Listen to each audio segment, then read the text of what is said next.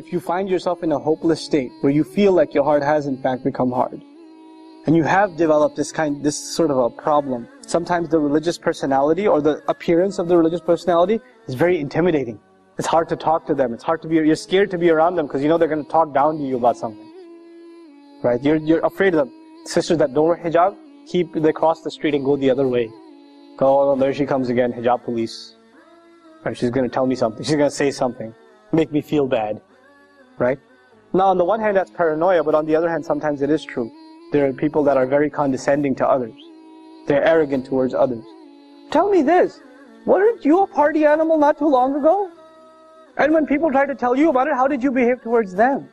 Did you forget where you came from? How far Allah brought you? Right? People forget that. People forget where they used to be and where Allah brought them. And then years later they see someone who's a party animal and say, Astaghfirullah, how could you be like that? Where were you? That guy should remind you of yourself. You were exactly like that. So you should remember Allah's favor upon you. وَكُنْتُمْ عَلَى شَفَا حُفْرَةٍ مِّنَ النَّارِ. You used to be at the very edge of the fire. فَأَنْقَذَكُمْ مِنْهَا. He pulled you out of it. And it's in that ayah Allah says, فَأَلَّفَ بَيْنَ قُلُوبِكُمْ. Right? Same ayah. He put love between your hearts. To have love between your hearts, you have to remember you used to be at the fire's edge yourself. And you got pulled back, and it wasn't because of you. It's not because you're a really smart person. And that's why you deserve to be pulled back. Whose favor was it to you? It was Allah's favor to you. How dare you look at somebody else and think like that? Right? This arrogance is a horrible thing. It'll wipe out all the goodness out of you. It'll wipe all the goodness out of you. And it is most of the time, our youth who end up into heated debates about whatever, if it's a theology issue, if it's a fiqh issue, if it's an MSA presidency, I don't care what the issue is. Doesn't even matter. You know usually what the root problem of the debate is? It's ego. It's a big ego. That's all it is. People talking about scholars like they're talking about some athlete. You know, that guy, I don't like him. I don't like what he says. Excuse me? Do you know what journey he made for the sake of Allah? Even if you disagree with him, the fact that he left his home, whoever that scholar is, and traveled halfway across the world to seek knowledge, and spent nights and nights and nights praying and memorizing and studying, you're going to just pass a comment on him like, oh, I don't like what he says, I think he's deviant. How dare you? What have you done? What puts you in that position to be able to say that?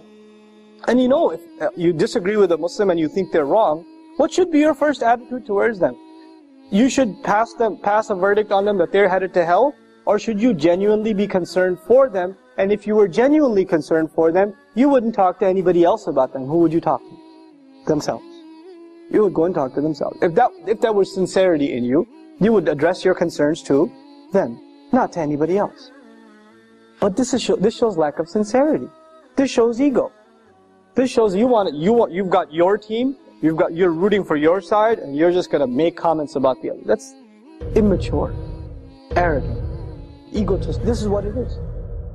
واعتصموا بحبل الله جميعا ولا تفرقوا واذكروا نعمة الله عليكم إذ كنتم أعداء فألف بين قلوبكم فأصبحتم بنعمته